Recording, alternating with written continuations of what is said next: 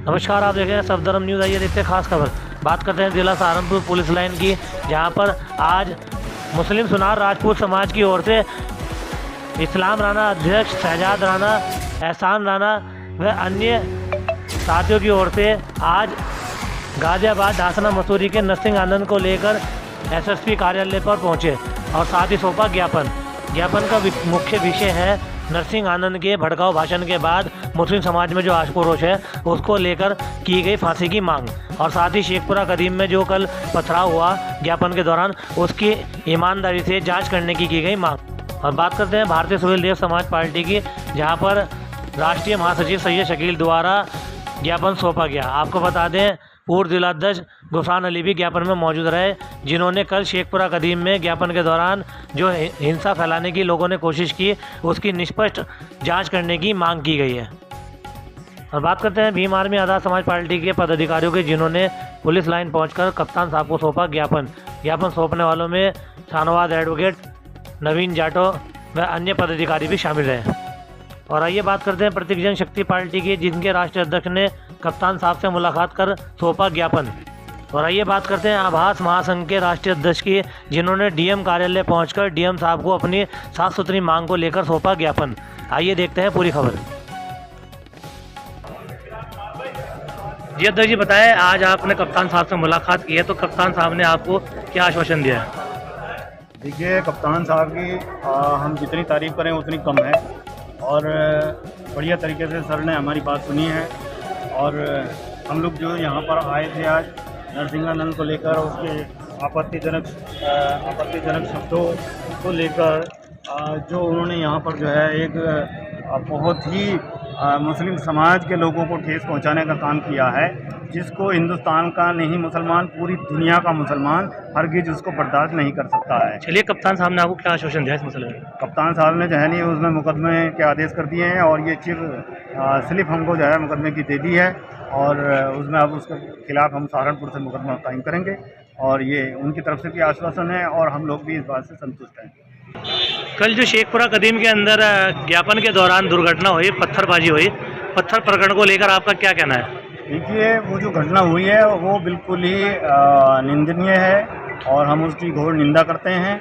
और जिन भी शरारती तत्वों ने वहाँ का माहौल ख़राब करने की और हमारे शहर का माहौल ख़राब करने की कोशिश की है, ठीक है, तो हम उनका विरोध करते हैं और इसकी कड़े शब्दों में निंदा करते हैं, और प्रशासन से भी रिक्वेस्ट करते हैं कि प्रशासन जो है अपने सही तरीके से उसकी जांच करें, और हम लोग भी उन पीड़ितों से मिलने के लिए वहाँ पर जाएंगे, और उन लोगों को देखेंगे जाकर कि भाई जो लोग जो है उसमें मजलूम थे, जिनको चोटें आई हैं, तो और ये किसका काम है, किसने वहाँ पर जो है ये पथराव किया है, और किसकी वजह से ये वहाँ का माहौल ख़राब हुआ है, तो हम लोग वहाँ पर जाएंगे और उन लोगों से मिलने का काम करेंगे।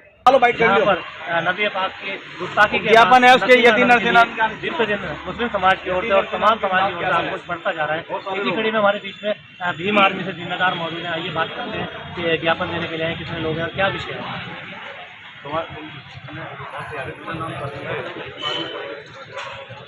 उत्तर प्रदेश घटना कल की है, जो शेखपुरा कदीम चौकी पर घटना घटी है, जिसकी हम पूरी से निंदा करते हैं, क्योंकि असावधानी तरीके से अगर कोई भी कार्य करेगा, कहीं ना कहीं वो संवैधानिक उसे दंड भुगतना पड़ेगा।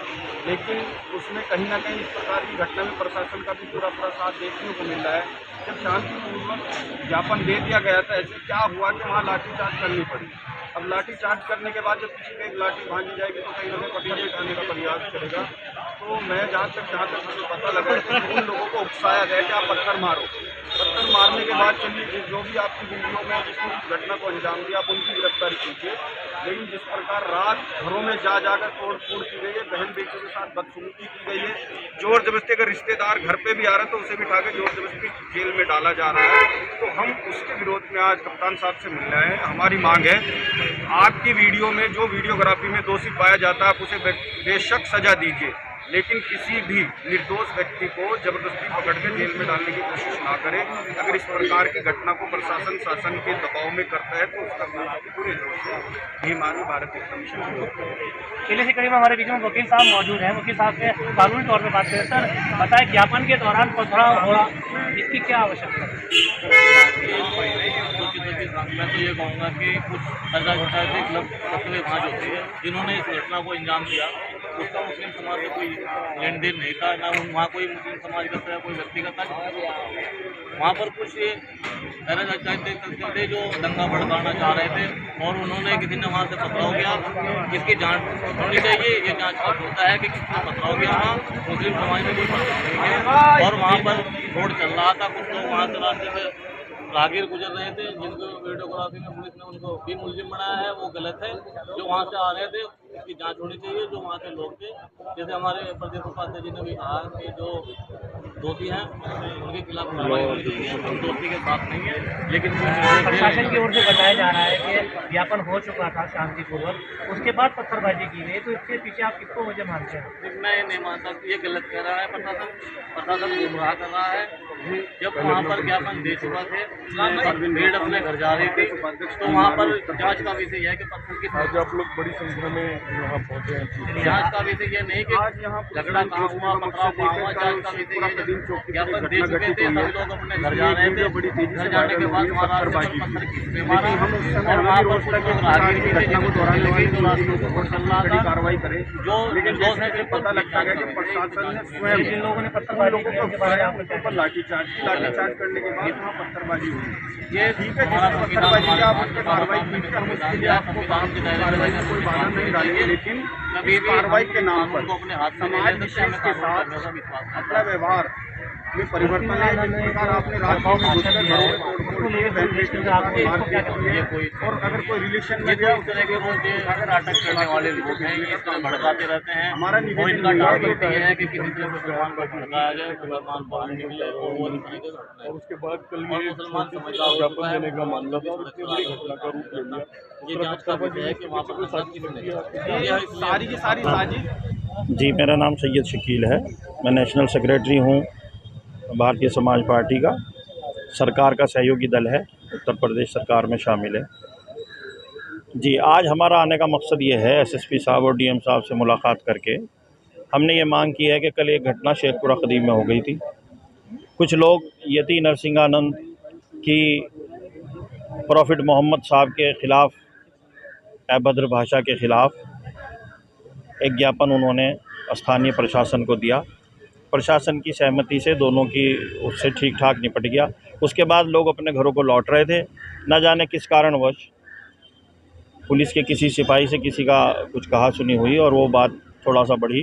पुलिस ने हल्का बल प्रयोग किया, कुछ लोगों ने भी पत्थर वत्थर फेंके, लेकिन मामले का निस्तारण कर दिया। किसी की कोई क्षति नहीं हुई और किसी जान माल की कोई हानि नहीं हुई, किसी सरकारी संपत्ति को कोई नुकसान नहीं पहुंचा, जैसा एसपी सिटी साहब ने भी कल मौके पर पहुंचकर एक्सेप्ट किया था, अपनी बाइट में बताया था।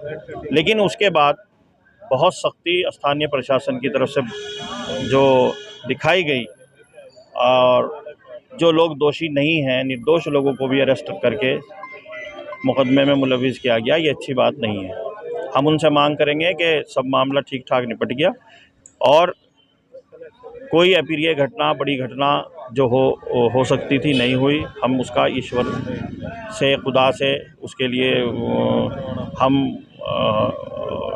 उसका करम मानते हैं खुदा का कि कोई बड़ी घटना नहीं हुई। अब अच्छा ये है कि इस मामले को ज़्यादा तूल ना दे के उसका निस्तारण कर दिया जाए।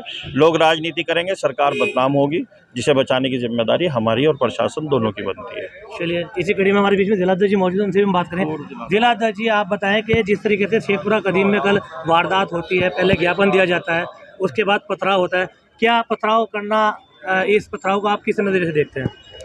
नहीं, ये पथराव नहीं, ये तो एक जो लोग ज्ञापन देने के बाद अपने घरों को लौट रहे थे, तो उसमें पुलिस को मुगालता हुआ कि शायद हमारी तरफ आ रहे हैं। अपने घरों को तो जाते ही हज़ारों की भीड़ थी, पुलिस बल कम था। मुगालते में उन्होंने ये किया और मुगालते में होने के बाद किसी बच्चे को धक्का दे दिया और बच्चा उसको चोट लग गई, तो उसको पब्लिक देख के बिगड़ गया। पुलिस के आदमी ने, किसी ने धक्का दे दिया, डिवाइडर पे खड़ा था, उसको हटाने के लिए। उनका मकसद भी गिरा था ना, तो नहीं था, हटाना ही था, लेकिन वो गिर गया और वो गिरने के बाद पब्लिक समझी इसको मारा है। पब्लिक भड़क गए, अपने घरों को जा रहे थे लोग। सकुशल संपन्न हो गया था। चलिए, पुलिस हटा रही थी ज्ञापन देने का, ज्ञापन देने का क्या मतलब बनता है? ज्ञापन देने का काम सकुशल निमट गया था, अपने घरों को लोग जा रहे थे, पुलिस बल कम था, उन्हें ये लगा कि शायद हमारी तरफ आ रहे हैं। अपने घरों को लोग जा रहे थे, हज़ारों लोग थे, पुलिस बल कम था, ये सबसे बड़ी कमी की बात है। यहाँ हज़ारों लोग इकट्ठा थे, वहाँ 5-7 पुलिस वाले थे। प्रशासन आपसे ये है कि प्रशासन की कमी नहीं। आनंद ने जो गुस्ताखी की है उसके लिए उसकी गिरफ्तारी हो गई, उसमें मुकदमे भी लग गए और पूरे देश से ज्ञापन दिए जा रहे हैं सजा को लेकर। चलिए, ज्ञापन देना अपनी जगह है और धरना देना भी अपनी जगह है, लेकिन ज्ञापन के दौरान उत्पात मचाना, पत्थरबाजी करना, इसे आप किस नज़रिए से देखते हैं? ये तो गलत बात है, लेकिन उत्पात ऐसे मचाया नहीं। क्या मैंने बताया ना कि लोग अपने घरों को लौट रहे थे, ज्ञापन दे दिया सकुशल, वहाँ के इंस्पेक्टर साहब ने कहा हमें दे दो, उन्होंने बीच में ही दे दिया। इस तरह प्रशासन ने कहा, उस तरह मान लिया। अब लोग घरों को तो जाएंगे ही, अब लोग घरों को जाएंगे। पुलिस प्रशासन कम था तो उन्हें लगा कि कुछ उड़दंग हो सकता है, उन्होंने उनके साथ लाठीचार्ज किया। फिर लोग जब लाठीचार्ज होगा बिला वजह तो उन्हें पत्थरबाजी भी हो ही जाती है, नासमझ बच्चे होते हैं। चलिए आगे, पुलिस प्रशासन के बारे में आप क्या कहना चाहेंगे? ये प्रकरण देखिए, मैं कहना चाहता हूँ यति नरसिम्हानंद जी जो है ये हमेशा से ऐसी हरकतें करते रहते कि माहौल ख़राब करने के लिए। अब मैं ये कहना चाहूँगा, यति नरसिम्हानंद जी एक पेशावर आदमी है, ये इंडिया गठबंधन की पिच पर खेल रहे हैं। ये क्योंकि चुनाव है, उपचुनाव है, उत्तर प्रदेश के अंदर 10 उपचुनाव होने हैं, तो इंडिया गठबंधन की पिच पर खेल के ये ऐसा माहौल बनाना चाह रहे हैं कि इंडिया गठबंधन के साथ जो मुसलमान जुड़ा है वो किसी तरह हट जाए, ऐसा माहौल बनाओ। तो ये उस तरीके की साजिश है। इस साजिश को नाकाम करने के लिए हमारे मुख्यमंत्री से हम कहना चाहेंगे कि उनके खिलाफ सख्त कानून होना चाहिए, सख्त सज़ा ऐसी लगाई जाए जो आइंदा ऐसी हरकतें ना करें। और हमारी सरकार को बदनाम करने का काम है, और सरकार को लगे कि सरकार हमेशा गुंडों के खिलाफ, गलत आदमियों के खिलाफ हमेशा कार्रवाई करती है, जो उसकी छवि है। लेकिन ये जो स्वामी नरसिंहानंद है, अभी एक वीडियो इनका सोशल मीडिया पे वायरल हुआ था जिसमें मुख्यमंत्री जी को अपनी गिरफ्तारी से पहले उस्ताद हो गया, ये भला बुरा कह रहे हैं, सरकार को कोस रहे हैं, इसके बारे में आपका क्या कहना है? नहीं तो गलत है, मैंने तो कहा उसके खिलाफ संगीन धाराओं में मुकदमा कायम होना चाहिए। ये इंडिया गठबंधन के हाथों में खेल रहे हैं, उनको फ़ायदा पहुँचाना चाह रहे हैं कि किसी तरह ये 10 सीटें जो हैं उत्तर प्रदेश की, माहौल ऐसा बने कि जो एनडीए गठबंधन के घटक दल हैं उनके साथ जो मुसलमान जुड़ा हुआ है वो किसी तरह हट जाए। और वो इसी तरह हटेगा जब गलत सलत हरकतें करेंगे, सरकार बदनाम होंगी और मुसलमान से छिटक जाए, उसका मकसद है। लेकिन ऐसा नहीं है। मुसलमान समाज, मुस्लिम समाज, सभी धर्म के लोग समझते हैं कि ये इंडिया गठबंधन की पिच पर खेल रहे हैं यति नरसिम्हानंद जी, इनके खिलाफ सख्त कानून होना चाहिए। चलिए, थे हमारे बीच में जिलाध्यक्ष जी जो बता रहे थे सख्त कार्रवाई होनी चाहिए। फिलहाल यहाँ लेंगे छोटा सा ब्रेक, मिलते हैं। गुजर है राष्ट्रीय अध्यक्ष प्रतीक जनशक्ति पार्टी। सर, आज आप पुलिस लाइन के अंदर मौजूद हैं, आने की वजह क्या है? आने की वजह यह है, जो शेखपुरे की कल घटना हुई है, हज़ारों लोग इकट्ठे होकर और शेखपुरे पुलिस चौकी में पहुंच कर पथराव किया, जान माल का नुकसान करने का काम किया, माहौल ख़राब करने का काम किया। वो तो काम है प्रशासन का, पुलिस का देखने का। लेकिन उसके बाद उसी परिप्रेक्ष्य में रात मेरे पास 2-2:30 बजे के करीब एक फ़ोन आया इंदिरा कॉलोनी से। मोनू सनोप जयपाल सिंह है जो पेंटर का काम करता है, उसने मुझे फ़ोन करके कहा रोते हुए कि बाबा जी मुझे बचाओ, मेरे पीछे 3-4 मोटरसाइकिल वाले पड़े हैं और मेरी जान को खतरा है, मारने की प्लान है, मुझे बचा दो। बहुत डरा हुआ। मेरा घर है, एक मेरा छोटा बच्चा है, घरवाली है। तो मैं कहा मगर तू घबराओ ना, छुपा बैठा रहो। और मैं तुरंत पुलिस को 2:30 पर सदर थाने के इंस्पेक्टर को फ़ोन किया, उन्हें सारा वाक़या बताया। उन्होंने कहा तुरंत मैं पुलिस भेज रहा। मैं उसे कहा पुलिस आने वाली है तुम्हारे पास, तुम घबराओ ना। चलिए, आप बताएं, मोनू ने जो आपको फ़ोन करके कहा कि मेरे पीछे 4-5 मोटरसाइकिल वाले लग रहे हैं, तो उन्होंने ये भी बताया वो कौन लोग हैं? कौन बताओगा? मारने वाला बता कर है, कोई मैं कौन हूँ? कोई व्यक्ति विशेष दुश्मनी? कोई दुश्मनी नहीं है। ये कहा है तुम्हारा हिंदुओं का इलाज हम करेंगे, तू फंस गया, तेरा इलाज करेंगे, सीधा कहा उन्होंने। हाँ, किसी बंदे की कोई शनाख्त बताई हो? नहीं, शनाख्त नहीं बताई उसने 3-4 मोटरसाइकिल है, कोई शनाख्त नहीं बताई और कोई पहचान नहीं बताई। चलिए, आप पुलिस लाइन में मौजूद हैं, कप्तान साहब के यहाँ क्या चाहते हैं? कप्तान साहब से हम ये चाह रहे हैं कि इसका जवाब तलब होना चाहिए इंस्पेक्टर साहब का, सदर थाने का। जब ऐसा वाक़या था तो आप लोग वहाँ क्यों नहीं गए, पहली बात।